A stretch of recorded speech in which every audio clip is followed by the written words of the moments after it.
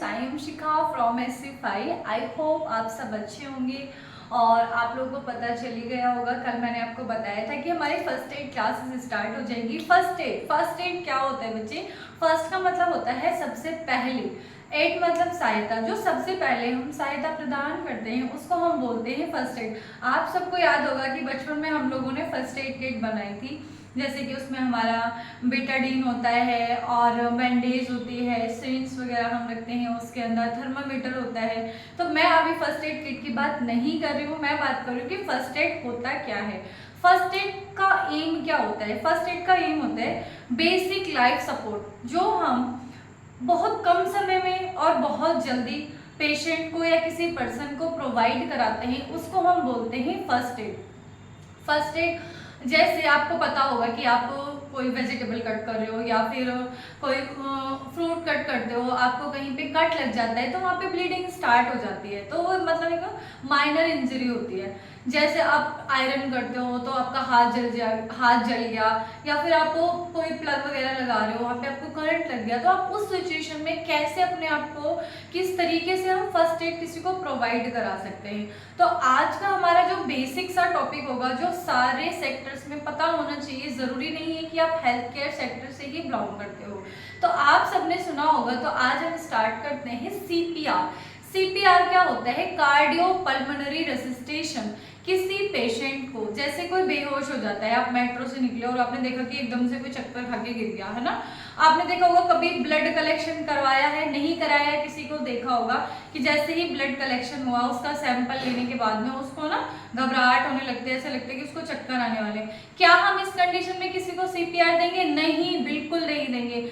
हम किसी पेशेंट को, किसी पर्सन को CPR तब प्रोवाइड कराते हैं जब उसका हार्ट पंपिंग करना बंद कर देता है, because heart is a hollow organ, वो एक खाली ऑर्गन है और उसका काम क्या है? सिर्फ ब्लड को पंप करने का, और वो पंपिंग करना ही ब्लड का जो सर्कुलेशन है पूरी बॉडी के अंदर चल रहा है, इन्फीरियर नीचे वाले पोर्शन से, सुपीरियर ऊपर वाले पार्ट से। बट जो हमारा सुपीरियर पार्ट में आता है आपका brain is the major organ inside the body. अगर यहीं पर आपका ब्रेन तक ऑक्सीजन नहीं पहुंच पाएगा, ब्लड नहीं सर्कुलेट हो पाएगा, तो हमारी बॉडी के अंदर क्या होगा हमारी बॉडी के अंदर, हमारी बॉडी अनकॉन्शियस हो जाएगी। और जब हमारी बॉडी अनकॉन्शियस हो जाएगी तो पेशेंट कैसा हो जाएगा? अनकॉन्शियस हो जाएगा। तो जैसे कोई पेशेंट आपने देखा कि बेहोश हो गया, तो उस टाइम पे आप उसको CPR नहीं दोगे, आप पहले उसको चेक करोगे। इसमें हम एक फॉर्मूला चेक करते हैं किसी पर्सन को CPR प्रोवाइड कराने से पहले, जिसको हम बोलते हैं डॉक्टर ABC। डॉक्टर ABC का मतलब होता है D फॉर डेंजर जोन। हम देखेंगे कि पेशेंट की सिचुएशन क्या है, पहले उसको चेक करो, क्या वो ठीक है, डेंजर जोन से उसको निकालो, कहाँ पर है वो। अगर कहीं पे चलते चलते एकदम से गिर गया, पहले उसको सेफ जगह लेके आओ। अपने आप को भी देखना है, आपको देखना है कि आप उसको CPR देने से पहले आप उसको दे पा रहे हैं या नहीं दे पा रहे हैं। अगर नहीं दे पा रहे, आप नहीं है कैपेबल, तो किसी की हेल्प लो। देन आपने क्या करना है? R फॉर रिस्पॉन्स, वो रिस्पॉन्स कर रहा है या नहीं कर रहा है। फिर आपको करना है कॉल टू एम्बुलेंस। आपने जो एम्बुलेंस है उसको कॉल कर दो, जब तक कोई हमें सपोर्ट नहीं मिल रहा है हॉस्पिटल का, तब तक हमें क्या करना है? पेशेंट को CPR देना है। पहले उसको चेक कर लो, क्या उसको CPR अभी दे या नहीं दे। तो हमने पहले उसको डेंजर जोन से निकालना है, पहले उसको लिटा देना है सुपाइन पोजीशन पे। सुपाइन पोजीशन होता है फर्श पे नॉर्मल लिटा के, उसका हेड नीचे की तरफ रहेगा और पैर में ऊपर की तरफ कर देना, ताकि पैरों की तरफ से जो उसका ब्लड सर्कुलेशन हो किधर जाएगा? ब्रेन में जाएगा। ठीक है जी। देन फिर हम क्या करते हैं? उसको हम ए फॉर एयर चेक कर रहे हैं। एयर चेक करेंगे, उसकी जो हमारी चिन है और हेड से हम देख रहे हैं कि वो ले पा रहा है एयर, उसका जो इनहेल और इंस्पायरेशन है वो चल रहा है या नहीं चल रहा। फिर हम ब्रीदिंग देखेंगे, उसको हम डायफ्राम देखते हैं, जो स्टर्नम के ब्लो में हम देखेंगे चेक करके, क्या इसका डायफ्राम, अगर वो इनहेल कर रहा है तो उसका डायफ्राम मूवमेंट करेगा, अगर वो इनहेल नहीं कर रहा है तो डायफ्राम मूवमेंट नहीं करेगा। देन फिर हम देखेंगे सर्कुलेशन तो सबसे मैंडेटरी है। सर्कुलेशन हम कैसे चेक करेंगे? पल्स से हम चेक कर सकते हैं, या फिर जो सबसे मेजर होती है वो होती है हमारी कैरोटिड आर्टरी।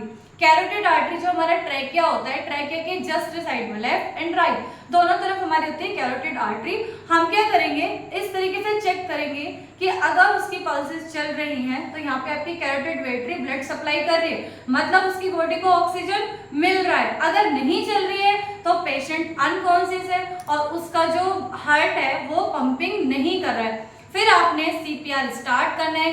सीपीआर हम कब देते हैं किसी पेशेंट को, आपको पता चल गया होगा, पेशेंट अनकॉन्शियस है और उसका जो हार्ट है पंपिंग करना बंद कर रहा है। अच्छा, सीपीआर देंगे कैसे हम पेशेंट को? ये तो हो गई कंडीशन कि हम पेशेंट को या किसी पर्सन को सीपीआर दे रहे हैं। हमारा ना एक तरीका होता है सीपीआर देने का।